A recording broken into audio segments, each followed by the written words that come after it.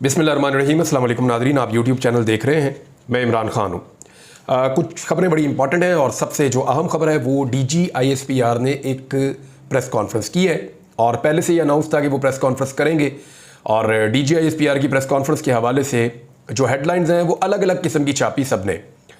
और हेडलाइंस में आपको ये भी बताता हूँ कि तब्दील भी हुई हैं। एक चैनल ने पहले एक हेडलाइन चलाई, बाद में उसको तब्दील कर दिया। थोड़ी देर बाद दूसरे चैनल ने एक हेडलाइन चलाई और बाद में उसको तब्दील कर दिया। और अभी मैं देख रहा था कि दोबारा से ये हेडलाइंस तब्दील हुई हैं। तो अलग अलग चीज़ें निकाल के चलाई जा रही हैं, कुछ चीज़ें हैं बहुत सारी। DGISPR ने एक्चुअली कहा क्या वो मैं आपको बता देता हूँ।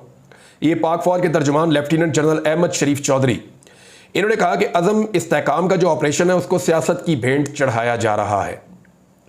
और अज़म इस्तेहकाम फौजी ऑपरेशन नहीं है बल्कि दहशतगर्दी के खिलाफ एक मरबूत मुहिम है। ये बात आप अपने ज़हन में रखनी है कि अब वो ये कह रहे हैं कि फ़ौजी ऑपरेशन नहीं है, ये एक मरबूत मुहिम है। और पाक फ़ौज के तर्जुमान का कहना था कि अज़म इस्तेहकाम से मुताल्लिक 22 जून को एपेक्स कमेटी का इजलास हुआ जिसमें फ़ैसला हुआ कि दहशतगर्दी के खिलाफ मुहिम को अज़म इस्तेहकाम के नाम से मुनज़्ज़म किया जाएगा और कौमी धारे के तहत इत्तफ़ाक़ राय पैदा किया जाएगा। अज़म इस्तेहकाम का मकसद दहशतगर्दों और जराइम पेशा माफिया का ताल्लुक़ ख़त्म करना है। फिर उन्होंने कहा जी कि कौमी वहादत का मामला सियासत की नज़र हो रहा है और एक कन्फ्यूजन फैल रही है। और साथ वो ये कह रहे थे कि ये कुछ शरपसंद टोला है और एक सियासी जमात के अज़ाइम है जिसकी वजह से ये सारा कुछ हो रहा है। और सियासी माफिया का भी उन्होंने लफ्ज़ इस्तेमाल किया। फिर उन्होंने एक वर्ड यूज़ किया, ये पहले ये लफ्ज़ होता था साइबर टेररिज्म और अब ये पाकिस्तान में लफ्ज़ इस्तेमाल किया जाता है डिजिटल टेररिज्म।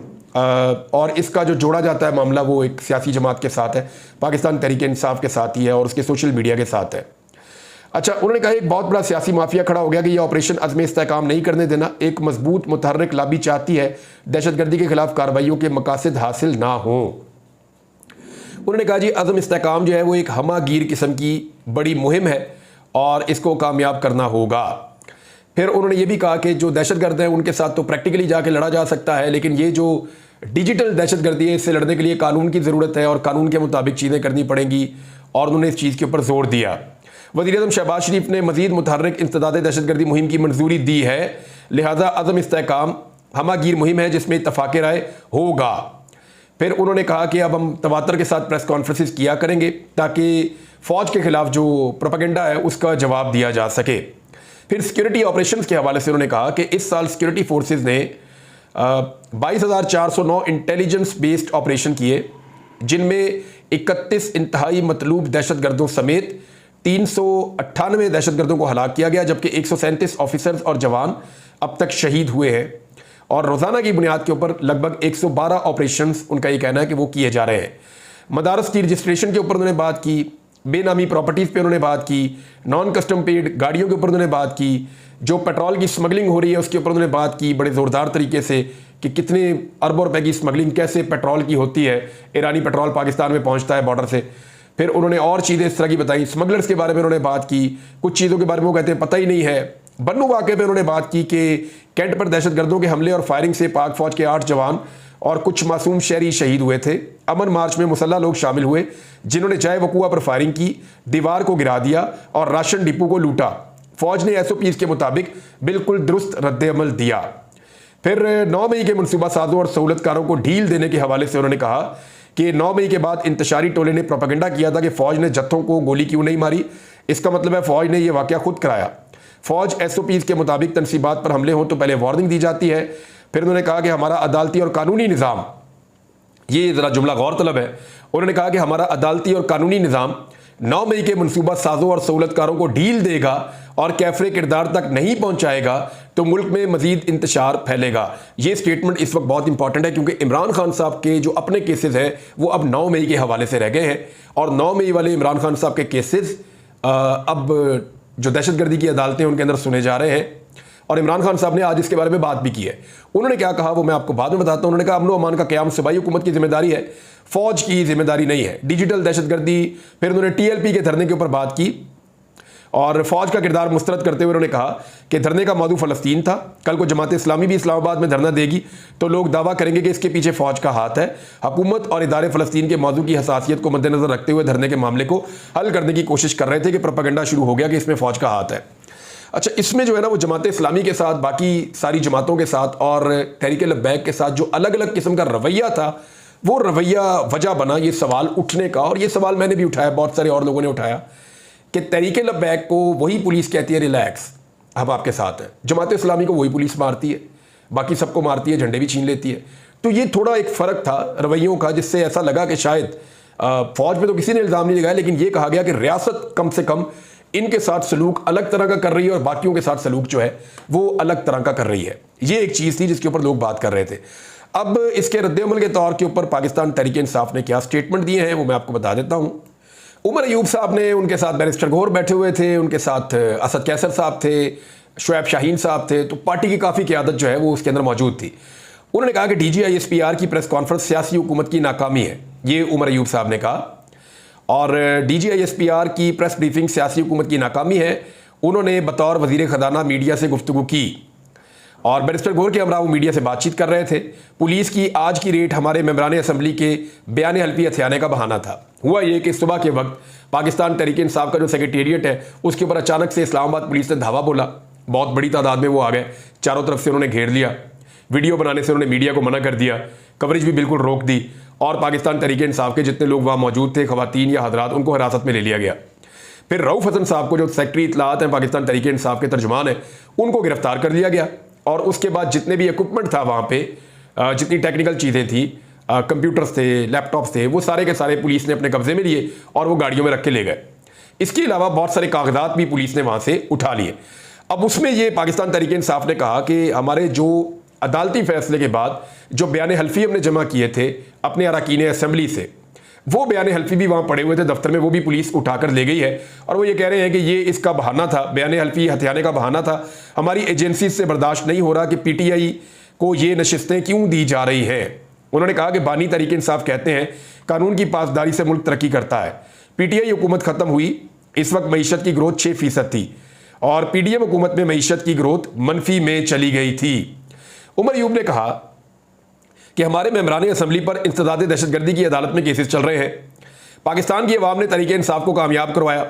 उन्होंने कहा कि मोहसिन नकवी के दौर में पंजाब में गंदम इंपोर्ट की गई, गंदम का सीज़न आने पर हमारे किसानों से गंदम खरीदी नहीं गई और इसी इशू के ऊपर जो है वो अनवारुल्लाह काकड़ की और हनीफ अब्बासी की लड़ाई भी हुई। जबकि अब भी सिगरेट, डीजल और दीगर अशिया की स्मगलिंग हो रही है। उमर अयूब साहब ने एक बड़ा आम सवाल उठाया। उन्होंने कहा कि बलूचिस्तान, सिंध और खैबर पख्तूनख्वा के बॉर्डर पर स्मगलिंग कौन करवा रहा है? क्या बॉर्डर पर पटवारी हैं जो स्मगलिंग करवा रहे हैं? इसके लिए तो हमारे पास वसाइल ही नहीं है। फिर उन्होंने ये कहा कि DGISPR को बताना चाहता हूं कि आर्टिकल 7 के तहत रियासत का एहतराम करें। तमाम इदारे बशमूल फौज आर्टिकल 7 के तहत रियासत के मातहत होते हैं। DGISPR की प्रेस कॉन्फ्रेंस सियासी हुकूमत की नाकामी है। उमर अयूब ने कहा कि DGISPR ने इराक, लीबिया और शाम की मिसालें दी कि वहाँ हालात ख़राब हैं। DGISPR ने बतौर फौज के तर्जुमान के बल्कि फाइनेंस मिनिस्टर के तौर पर प्रेस कॉन्फ्रेंस की। वो प्रेस कॉन्फ्रेंस से पहले वज़ीर आज़म हाउस से बेनामी अकाउंट्स के बारे में पूछ लेते, जिसके लिए अयान अली मनी लॉन्ड्रिंग करती थी और इसमें नाम आसिफ अली जरदारी का आता था। उन्होंने कहा कि जनरल बाजवा के समधी साबर मिट्टू की अरबों की प्रॉपर्टी कहाँ से आ गई? मनशियात की स्मगलिंग पाकिस्तान में अरूज पर है। ये कौन लोग कर रहे हैं? इन्हें सामने लाया जाए। उमर अयूब का कहना था कि मुराद सईद छुपा हुआ है क्योंकि उसने दहशतगर्दी करने वालों की निशानदेही की थी। उन्होंने फिर यह भी कहा कि मुराद सईद से माफ़ी मांगनी चाहिए, वो इसलिए कि उसने पहले बताया था कि साउथ की तरफ से दहशतगर्द पहले आएंगे और वही हो रहा है। और DG कहते हैं कि हुकूमत ने इंपोर्ट्स रोकी तो स्मगलिंग में इजाफा हुआ। स्मगलिंग के तहत महंगी गाड़ियाँ और दीगर चीज़ें लाई गई।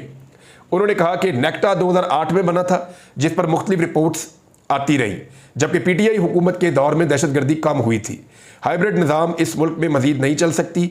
वज़ीर आला अली अमीन कहते हैं जो रियासत का लिबादा ओढ़ कर छुपते हैं इनको खुलकर सामने आना चाहिए। अच्छा, अली अमीन गंडापुर के बारे में मैं आपको एक बात बताता हूँ। आजकल उनके बारे में प्रोपेगेंडा भी चल रहा है, लेकिन एक दो चीज़ें जो हैं वो मेरे पास इंफॉर्मेशन थी, लेकिन मैं राइट टाइम का वेट कर रहा था क्योंकि आज DGISPR ने भी ऑपरेशन की बात की। आज ऑपरेशन की बात जो है वो जमात इस्लामी ने कहा, जमात इस्लामी ने खैर मकदम किया। उन्होंने कहा कि DGISPR के इस बयान का हम खैर मकदम करते हैं कि ये फौजी ऑपरेशन नहीं है। फवाद चौधरी साहब ने एक नुक्ता उठाया और वो नुक्ता बिल्कुल ठीक है कि अगर इस ऑपरेशन के ऊपर सबसे ज़्यादा कन्फ्यूजन किसी ने फैलाई है तो वो PMLN की हुकूमत है। शहबाज शरीफ ऑपरेशन के बारे में कुछ और कहते हैं, अता तारड़ ऑपरेशन के बारे में कुछ और कहते हैं, टॉक शो में आने वाले लोग ऑपरेशन के बारे में कुछ और कहते हैं, वजीर दिफा ख्वाजा आसिफ इस ऑपरेशन के बारे में कुछ और कहते हैं। तो जितने मुंह है उतनी बातें इस ऑपरेशन के बारे में, इतनी कंफ्यूजन फैलाई गई इस ऑपरेशन के बारे में कि जिन इलाकों में या जिन जगहों पे ये ऑपरेशन होना है वहां पे एक रिएक्शन आना शुरू हो गया कि पता नहीं हमारे साथ होने क्या वाला है या किस किस्म का ऑपरेशन होने वाला है। और ये हुकूमत की फैलाई हुई एक अजीबोगरीब किस्म की डिसइंफॉर्मेशन है, जिसकी बुनियाद पर मैं आपको ये कह सकता हूँ कि खैबर पख्तूनख्वा में या पंजाब में कहीं भी चले जाएं, मैं जहाँ पर जाके जिसको भी मिलता हूँ हर शख्स ये कहता है कि वो इस ऑपरेशन का हामी नहीं है।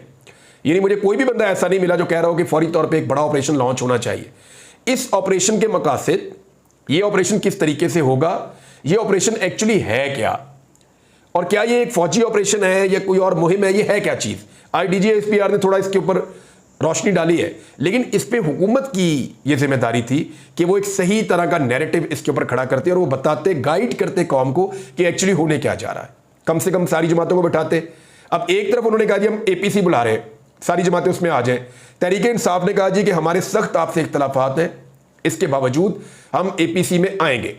ऑल पार्टीज कॉन्फ्रेंस में उन्होंने जाने का फैसला किया, साथ ही उन्होंने फैसला कर दिया जी उसके ऊपर पाबंदी लगा दें तहरीक इंसाफ के ऊपर, कि जनाब तहरीक इंसाफ पे तो हम पाबंदी लगाने जा रहे हैं, इमरान खान के ऊपर तो हम गद्दारी के मुकदमे बनाने जा रहे हैं, आर्टिकल 6 लगेगा इमरान खान पे, आरफ अलवी पे।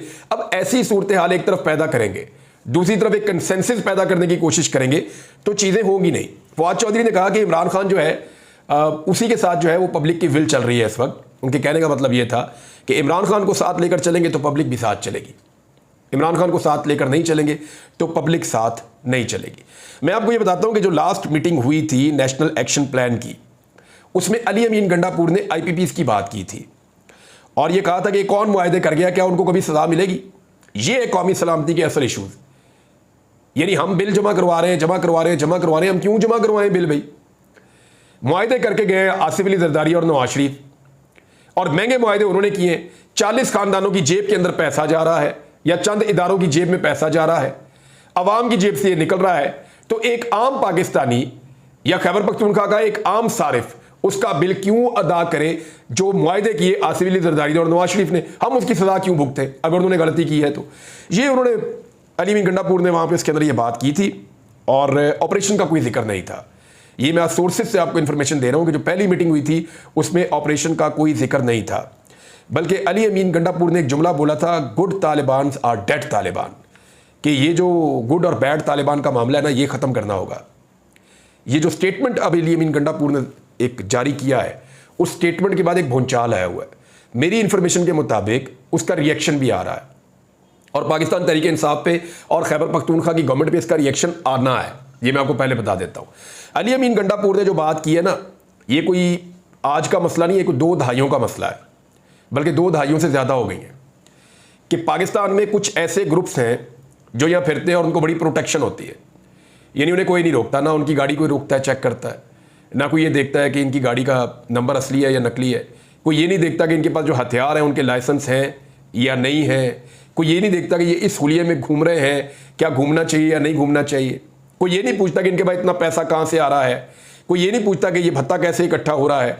बहुत सारी चीज़ें हैं, पाकिस्तान में ऐसे ग्रुप्स मौजूद हैं जो रियासत की मर्जी से मुख्तलिफ जगहों पर मौजूद भी रहते हैं, पेनिट्रेट भी करते हैं, पुलिस भी उनसे तंग होती है और अवाम भी उनसे तंग होती है। तो उनके खिलाफ एक ऐलान जंग किया अली अमीन गंडापुर ने, तो इसका हीट तो आएगी, किचन की गर्मी तो उन्हें बर्दाश्त करनी पड़ेगी, क्योंकि जिस चीज़ को उन्होंने छेड़ा है, इस चीज़ को गुज़िश्ता 2 दहाइयों से नहीं छेड़ा गया। अब उन्होंने इसको छेड़ लिया है, तो या तो अली अमीन गंडापुर इसमें अपनी पुलिस के साथ मिलकर और सिक्योरिटी फोर्सेज के साथ मिलकर अगर ताउन हुआ तो जीतने की कोशिश करेंगे, अदरवाइज फिर वही होगा जो इससे पहले होता चला आया है। और इस मीटिंग की एक और चीज़ आपको मैं बताता हूँ जो हुई थी नेशनल एक्शन प्लान की, उसमें अली अमीन गंडापुर ने कहा था कि अभी पंजाब के अंदर सिर्फ जलसा करने का अनाउंस होता है तो लोगों के घरों पे छापे पड़ते हैं, हमारे बंदे उठाए जा रहे हैं, अगवा किए जा रहे हैं, वो कौन से दहशतगर्द हैं। तो इस पे मरियम नवाज ने जवाब दिया था वहाँ पे कि 9 मई की तरह का वाक़या हो जाएगा, और वाक़या हो जाएगा तो फिर क्या करेंगे। तो अली अमीन गंडापुर ने कहा था कि आप जज तो नहीं है कि आप पहले से फैसला कर दें कि क्या होगा क्या नहीं होगा। जब तक कोई जुर्म हो ना जाए तब तक कानून लागू नहीं होता। और हम लोगों ने पहले बहुत सारे जलसे जुलूस किए, कहाँ पे कुछ हुआ था, तो ये इसको आप इस तरह ना चीज़ों को मिक्सअप करें। तो ये आईजी को भी बल्कि अलीमीन गंडापुर ने कहा कि मैं सबको जानता हूँ, सबके नामों का भी मुझे पता है कौन क्या कर रहा है, और बड़ी उसमें थोड़ी बहुत बदमज़गी हुई थी। लेकिन फिर जो मामलात हैं वो, यानी अलीमीन गंडापुर ने यह भी कहा था कि यहाँ मुझे इस बारे में एक सोर्स ने बताया कि उस दिन उसने ये भी कहा था कि मुझे तो 9 मई से पहले पकड़ा गया था और सारा टॉर्चर और जुल्म किया गया था और बाल तक काटे गए थे, तो उस वक्त तो 9 मई नहीं हुआ था, तो मैंने किस बात की सज़ा भुगती थी। है किसी के पास इसका जवाब? तो उस मीटिंग के अंदर सन्नाटा हो गया था क्योंकि इन बातों का जवाब किसी के पास नहीं था। बहरहाल तहरीक इंसाफ का दफ्तर जो है उसके ऊपर छापा पड़ा, वहाँ से सामान उठाकर ले गए। अब तक मेरी इन्फॉर्मेशन के मुताबिक जो कौमी असम्बली के मेंबरान हैं 41 में से 40 के पेपर जमा हो चुके हैं इलेक्शन कमीशन में। पंजाब के जो मेंबर्स हैं उनके ला के जमा करवाए गए थे इस्लामाबाद सेक्रेटेरिएट में पीटीए के, और वहाँ से उन्होंने ले जाके आज जमा करवाने थे, वो उठा के पुलिस ले गई है। खैबर पख्तूनख्वा वालों से इन्होंने मंगवाए थे कि जी अपने आप बयान अल्फी लेकर आए ताकि आपके बयान अल्फी भी जमा करवाए जाएँ, तो खैबर पख्तूनख्वा वालों ने मना कर दिया था। उन्होंने कहा था जी कि हमें ख़तरा है कि ये कोई छीन लेगा या कोई गेम हो जाएगी, लिहाजा अपने बयान अल्फी हम अपने पास रखेंगे और हम खुद इलेक्शन कमीशन ऑफ पाकिस्तान में जाके जिम्मेदारी के साथ जमा करवाएंगे। अब ये एक नाअहली है पाकिस्तान तहरीक इंसाफ की कि इतने इंपॉर्टेंट डॉक्यूमेंट्स को अगर उन्होंने अपने सेक्रेटेरिएट पे रखा हुआ है जिसको थोड़े दिन पहले सील किया गया था, और वो जानते हैं जब मर्जी जिधर दिल करे पुलिस छापा मार देती है, और वो डॉक्यूमेंट वहाँ से उठा लिए गए हैं, तो तहरीक इंसाफ को अपनी अकल पे मातम करना चाहिए इस मामले में। तो नाज़रीन, इमरान खान का स्टेटमेंट भी है, वो भी आपको मैंने बताना था लेकिन वक्त बहुत ज़्यादा हो गया है। लेकिन सिर्फ इतना बता देता हूँ कि इमरान खान ने कहा कि लगता है कि 9 मई मुकदमात में मुझे मिलिट्री जेल में भेजा जाएगा। याद आपको थोड़े दिन पहले मैंने आपको ये बात बताई थी। और इमरान खान साहब ये भी कह रहे हैं कि वो भूख हड़ताल पर जाने वाले हैं। इन चीज़ों पर बात करेंगे अगली वीडियो में। अब तक के लिए इतने, अपना ख्याल रखिएगा, अपने चैनल का भी। अल्लाह हाफ़िज़।